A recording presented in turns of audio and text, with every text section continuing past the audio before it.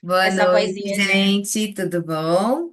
Essa aqui é a doutora Luana, nossa convidada de hoje. Ela é pediatra e o que encantou ela de fazer a pediatria foi assim, sabe aquele primeiro olhar assim que você já decide que vai fazer? Porque normalmente na medicina a gente vai levando, e lá pelo quarto, quinto ano a gente decide, né? E ela já se encantou no primeiro olhar com a medicina, especificamente com a pediatria. E não só com a pediatria em si, mas com os pequenininhos. Então, hoje ela faz consultório, faz pronto-socorro, ambulatório e faz follow-up de prematuros, que são aqueles bebezinhos que ficam na UTI. Depois eles têm que ter um cuidado muito específico da área deles, do cenário de vida deles, um desenvolvimento muito peculiar e ela tá nessa área também, né, Lu? Lu, Isso mesmo. bem-vinda. Muito obrigada por aceitar o convite, para passar um pouco do seu conhecimento para a gente. Vamos aproveitar, hein, gente? Isso. Obrigada, estou muito feliz de estar aqui hoje. E eu trouxe esse tema porque eu acho que é muito recorrente, assim, né, na minha vivência mesmo. Quem nunca, né, quem é pai, quem é mãe, quem é avô, quem tem sobrinhos, que nunca passou por uma situação que a criança fez birra e não sabia o que fazer. Então, a ideia da aula hoje é a gente entender mesmo, né, desmistificar um pouco. De pensar que a birra só quer dizer que, né, que é uma criança que não tem limites, que está testando a paciência dos pais, então é muito pelo contrário, isso faz parte do desenvolvimento humano. E aí na aula eu vou explicar por quê, então por que que ela acontece, o que que ela é, e principalmente como que a gente faz quando ela acontece, para tentar minimizar os danos ali. Então, para a gente entender o que é a birra, primeiro eu tenho que começar falando um pouquinho sobre o desenvolvimento humano. Então, a gente usa algumas ferramentas para poder avaliar se o desenvolvimento infantil ele está dentro da normalidade para cada faixa etária. Um deles que a gente usa, né, mais popular, digamos assim, mais comum, é a caderneta da criança. Então, a gente vê aqui na coluna, né, quais são os marcos do desenvolvimento esperados para cada uma das faixas etárias, que ele vai dividindo pelas idades. Outro que a gente tem usado bastante assim na pediatria é o CDC. Eu trouxe porque ele é bem interessante, assim, ele sempre vem, ele divide por faixas etárias e ele sempre tem, são, que são duas páginas. Uma ele vai me dar os marcos que são esperados, nesse caso aqui, né, que eu trouxe o exemplo, para um bebezinho de 2 meses, e na outra página são maneiras da família estimular. Então é bem legal. Foi um documento criado pelo CDC, que é um órgão americano, junto com a Academia Americana de Pediatria. Então é bem legal.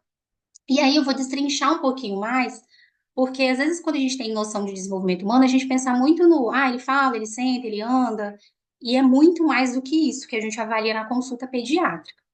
Então, por exemplo, vamos começar aqui pelos marcos sociais e emocionais. Então, é quando a gente avalia essa interação da criança com a família, com os cuidadores, como que ele manifesta suas emoções. Então, começa lá aqui na primeira figurinha, lá desde pequenininho, quando a mãe coloca no colo para amamentar. Então, quando o bebê mantém esse contato ali, o olho no olho, então, essa atração pela face humana que eles têm, né? E isso vai se desenvolvendo. Então, quando a criança ri, quando a gente faz alguma brincadeirinha com ela, quando a gente canta e ele bate palma, então é uma maneira dele manifestar suas emoções e também dele estabelecer mesmo as interações sociais. Outro marco é o da linguagem e comunicação, que isso já começa lá muito antes da fala propriamente dita. Então, é quando o bebezinho lá começa a falar um monte de palavrinha que a gente não entende, fica balbuciando, até chegar na linguagem, a fala mesmo das palavras propriamente dita. É quando a gente dá tchau e ele responde, então também é uma maneira dele se comunicar. Então, a comunicação também vai muito além do que só a linguagem falada, né? Que a gente sempre pensa nela. Outro marco é o cognitivo, né? A gente tem os marcos cognitivos. Mesma coisa, começa lá de bebezinho, quando eu coloco um brinquedinho e ele olha, ele tem curiosidade. Na hora da alimentação, então, às vezes, muitas vezes perguntam, mas como que eu sei quando ele tá cheio, quando ele tá satisfeito? Então, eles mesmos vão manifestar, fechando a boca, se afastando, botando a mãozinha na frente. Por quê? Porque ele já tem um cognitivo para entender, estou satisfeito, estou mostrando para minha mãe, para meu pai, para quem está me alimentando que eu não quero mais. Nas brincadeiras do dia a dia, então, quando a gente dá aqueles brinquedinhos de encaixar, e a gente fica, ele fica lá e a gente quer ajudar a encaixar no lugar certo, e às vezes tem que segurar para deixar, porque isso também é um marco que ele vai aprender. Então, ele tenta, tentativa e erro, uma hora ele encaixa. E aí ele aprende que se ele colocar aquela pecinha naquele lugar, ela vai entrar. Então, é uma habilidade, né, que ele também desenvolve. Os marcos do movimento, que é, né, a criança, se ela sustenta o pescocinho, se ela consegue sentar sem apoio, se ela engatinha, até a marcha livre ali quando que ela consegue andar, né? E por último, que esse aqui eu falo que é um plus meio que junção de todos que a gente avalia também, que é um comportamento adaptativo. Então, o comportamento é a capacidade que o indivíduo tem, no caso aqui a gente está falando da criança, dela se adaptar ao meio, ao ambiente. E para fazer essa adaptação desse comportamento dela, né? Ela vai usar todos esses marcos, essas habilidades que ela aprendeu. Então, de socializar, a linguagem. Então, aqui a gente tem as menininhas brincando. Então, elas estão brincando entre elas, então a gente vai brincar de areia. Então, é o baldinho. Então, o cognitivo delas usarem. A linguagem. Então, como que elas vão se comunicar? Elas já falam? Não. Então, como que elas vão estabelecer essa comunicação? Com a família, então, a interação familiar, que é sempre muito importante, então, a estimulação dos pais, dos cuidadores, né? Quem fica com a criança é sempre muito importante para que eles consigam adquirir todas essas habilidades. Então, comportamento é uma junção de tudo isso. No meio de tudo isso, a gente ainda tem as emoções sendo ali desenvolvidas. Então, a gente tem o medo, a raiva, a felicidade, a tristeza, que são ali as emoções primárias, né, ou primitivas que a gente fala.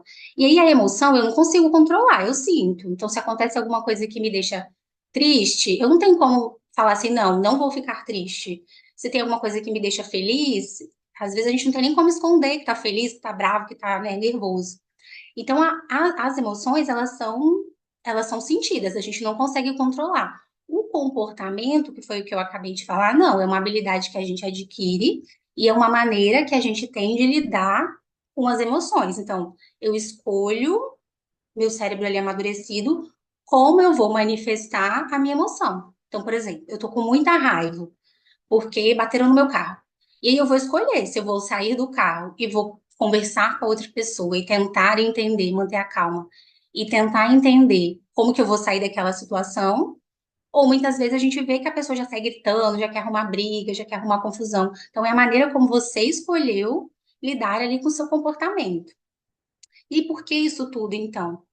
Porque quando a gente pensa nesse cérebro dessa criança, que ele ainda é imaturo, então aqui eu estou falando principalmente do córtex pré-frontal, que é essa porção mais na frente aqui, né, do nosso cérebro. Ela é uma área do cérebro que ela está relacionada principalmente com esse controle do comportamento.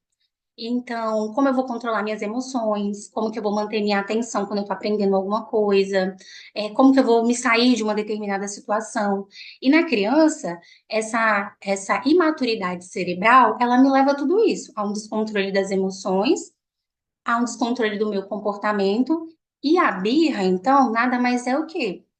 De uma relação emocional ali imediata, que geralmente vai ser desencadeada por uma frustração momentânea, então a criança está frustrada, ficou triste, está nervosa com alguma coisa, e aí as manifestações elas vão ser o quê? Através do choro, do grito, da agitação, então é aquilo mesmo, se joga no chão, às vezes tenta morder, se alguém tenta segurar, tenta morder também, morde o coleguinha, então é uma maneira que ele tem de exteriorizar aquilo que ele está sentindo, então é a famosa pirraça, né, que todo mundo fala, aquela criança faz pirraça, é pirracenta.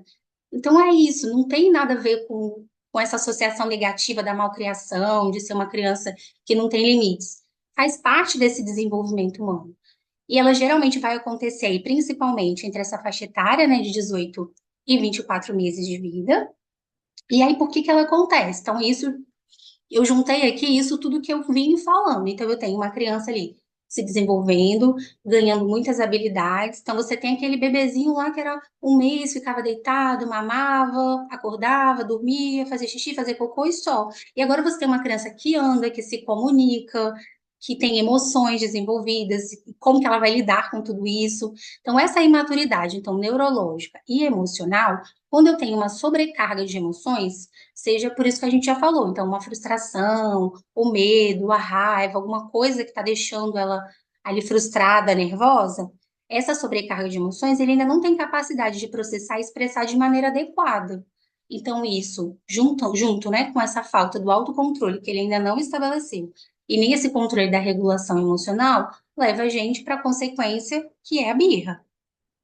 Então, a criança, ela faz birra sim, faz parte do desenvolvimento humano, desde que tudo isso que a gente já falou até agora, no acompanhamento pediátrico, a gente foi vendo que estava tudo se desenvolvendo dentro do esperado. Então, estou falando dentro do desenvolvimento, dentro do padrão de normalidade para aquela faixa etária da criança. E aí, como que a gente vai lidar, então, com essa birra? O que que eu faço quando ela acontece? Primeiro, se eu puder dar a dica, é a gente tentar prevenir os motivos. Então, é não deixar ela nem começar. Então, se eu sei que algumas coisas elas influenciam nisso, deixar a criança nervosa, frustrada, agitada e culminar com descontrole emocional e, consequentemente, lá uma birra. Então, a criança ela precisa de rotina, então ela tem que ter horário para dormir, ela tem que ter horário para comer. Então, aquela criança que já está passando demais do horário, eu saí com ela e esqueci de levar o lanchinho. Então, às vezes, eu já sei que uma confusão aí pode ser armada, então eu já saio prevenida. Se eu sei que ela precisa dormir, tais horários, tirar tais sonecas, na medida do possível, né? Eu sei que às vezes a gente sai da rotina da criança e fica difícil também manter isso tudo. Mas na medida do possível, sempre deixar isso mais redondinho possível para evitar o gatilho para birra. E a gente sabe também que a exposição a telas, elas são extremamente estimulantes, as crianças ficam muito agitadas, vai atrapalhando toda ali a rotina, então também não é recomendado, né? Inclusive atrapalha o neurodesenvolvimento. Então a gente tem que evitar, prevenir os motivos. Outro ponto, mudar o foco. Então, não teve jeito, ele já se estressou ali, porque eu sempre uso o exemplo da tomada. A criança está lá querendo enfiar o dedo na tomada e você sabe que não pode, porque senão ela vai se machucar. Então, às vezes, é tirar do ambiente. Então, levá-la para outro ambiente. Se ela está ali na sala da casa querendo fazer isso, leva para o quarto, para a varanda, vai para outro lugar, pega um brinquedinho, distrai, tentar mudar o foco realmente, para que ela esqueça daquilo ali que ela não pode fazer, não entre ali no pico da pirraça, da birra, e a gente tenha que lidar com aquele caos. Então, é também tentar esse método de distração mesmo. Outro ponto, aconteceu, não teve jeito, tentamos de tudo. Então, é sempre tentar manter a calma e acolher essa criança. Então, pegar no colo, abraçar, conversar com ela, assim, nenhum discurso, né, gigantesco, tentar explicar que se botar a mão na tomada vai levar o choque, vai para o hospital, porque eles não têm a capacidade de compreensão disso tudo. Então, a gente chegar e acolher. Eu sei que você está triste, então nomear às vezes o sentimento, eu sei que você está com raiva, mas não pode, porque te machuca. Você quer que a mamãe te dê um abraço, papai? Então, tentar esse acolhimento. Se ele não aceitar, que muitas vezes também pode acontecer, tenta ficar próximo, senta, fica ali, fica disponível. Porque uma hora ela vai passar. Quando ele consegue ali se autorregular, demora um pouquinho, mas isso passa. Então eu falo que às vezes parece que desligou a chave, assim, né? Do nada, a criança estava lá chorando, aquele caos rolando, aí ele para, vem, te abraça e ainda dá um beijo. Então, como se nada tivesse acontecido. Então, não é de propósito, é essa desregulação emocional. E permitir também, muitas vezes, que a criança expresse. Como eu falei, nomear esse sentimento. Muitas vezes a gente quer frustrar demais a criança, né? Não pode rir, não pode correr, não pode chorar, nunca pode nada, assim. E ela tem que sentir a emoção e ela tem que entender também o que que ela está sentindo. Faz parte ali do aprendizado, dela lidar com aquela, né? Com a frustração, com o medo, com a raiva. Então, com sentimentos bons e com os ruins também. E quando que passa, quando que melhora, né? Então, por volta dos 3 aos 4 anos de idade, já tem uma boa melhora, porque você vai evoluindo, tem uma maturação, né? Esse cérebro já está um pouquinho mais maduro, demora ainda ter essa maturação completa, mas já está um pouquinho mais maduro. Ele já entende mais, ele já consegue se comunicar melhor, já entende um pouquinho melhor o que ele está sentindo. Então, isso também facilita, né, a comunicação. E, consequentemente, a tendência é isso melhorar. Mas aí, doutora, minha criança faz birra demais, é o tempo todo, não sei mais o que fazer. Então, o importante é a gente sempre avaliar. Então, esse acompanhamento periódico, ele é importante justamente porque a gente vai avaliando e vendo se alguma coisa realmente não se encaixa. Descartei, né, as causas ambientais, que foi tudo isso que eu falei, não é o sono, não é a fome, não é um tempo excessivo de tela, não está presenciando nenhum tipo, né, sofrendo nenhum tipo de violência, presenciando nenhum tipo de briga. Às vezes não fala na televisão, porque às vezes a gente está assistindo um programa que também não é adequado para a criança, ela tá ali, a gente pensa que ela está brincando, mas ela está prestando atenção. Então, descartei essas causas ambientais, aí sim a gente tem que pensar em algum transtorno de desenvolvimento. Então, essa criança é, pode ser, seja um autismo, né, um transtorno de espectro autista. Nas criancinhas aí já seriam mais velhas, né, não tanto nessa faixa etária que estou me referindo, mas um TDAH, um transtorno de déficit de atenção e hiperatividade, né, um transtorno desafiador opositor, que aí isso já são, né, menos comum. E aí, qual que é a importância, então, como eu já até citei, desse acompanhamento pediátrico de consulta de rotina?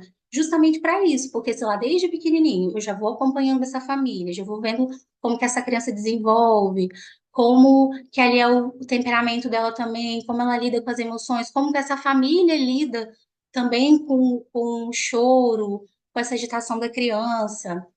Eles são tranquilos, eles não são. A mãe, o pai, ali, o cuidador também fica muito estressado com aquela situação, não consegue manter a calma.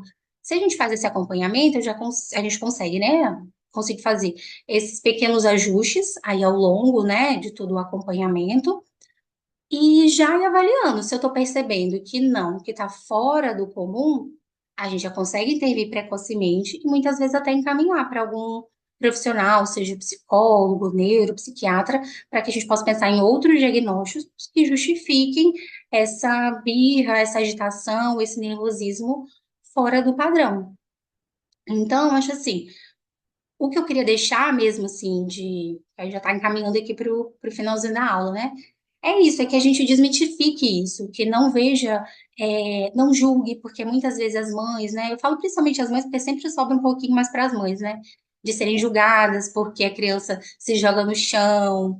E aí, depois, quando a gente tem filho, a gente vê que não é bem assim, entendeu? Aí a gente é que está no lugar daquela mãe, se vê ali, né, como ela se sentir julgada. Então, acolher mais, né, essa família, essa criança, entender realmente que não é proposital, que não é testando o limite, não é nada disso, que faz parte do desenvolvimento, sendo, se a gente observar que realmente não tem nenhuma outra alteração, nem outro comemorativo, e que é importante esse acompanhamento, justamente para que a gente entenda, explique, que eu acho que a informação é o que mais nos empodera, assim. Se eu sei que vai acontecer, se eu já estou preparado para que isso vá acontecer, eu já é, realmente me preparo melhor para lidar com essas situações, para que passe de uma maneira mais leve, sem ser tão, não é bem a palavra assim, mas ser tão desafiador, sem ser tão traumatizante assim, né? Porque a criança não vai ter trauma porque ela fez birra, não, mas assim, para que seja mais leve, para que essa família leve esses momentos com mais tranquilidade, tenham mais calma e preparo, para que quando acontecer, não fique lá a criança chorando de um lado e a mãe desesperada do outro, sem saber o que fazer, sem saber como lidar com tudo aquilo, né? Então, acho que é isso, assim, que eu queria passar, assim, na aula de hoje. Ô Lu, muito obrigada. Realmente, algumas coisas que você falou são da vida real. E é muito bom a gente poder rever de vez em quando, vamos dizer assim, como que é na teoria, porque na hora da prática, tudo sai da nossa cabeça, a gente totalmente fica desnorteado. Então, é igual quando a gente, só para acalmar assim, o coração das mamães, né? É igual para emergência, a gente tem que revisar todo dia ali como é que é você atende Uhum, na sala de parto, quando é uma parada, você checa o carrinho de parada, porque na hora do vamos ver, a gente, né, some tudo da cabeça. Então, pra vocês, sim. essa aula da Lu foi muito boa, para vocês terem ali na palma da mão no YouTube daqui a pouco para resgatar e não ficar preocupada de não saber o que fazer. Muito obrigada, Lu, por passar sua experiência para gente. E agora a gente vai parar a gravação, mas vocês podem tirar dúvidas com a doutora Luana aí, viu? Obrigada.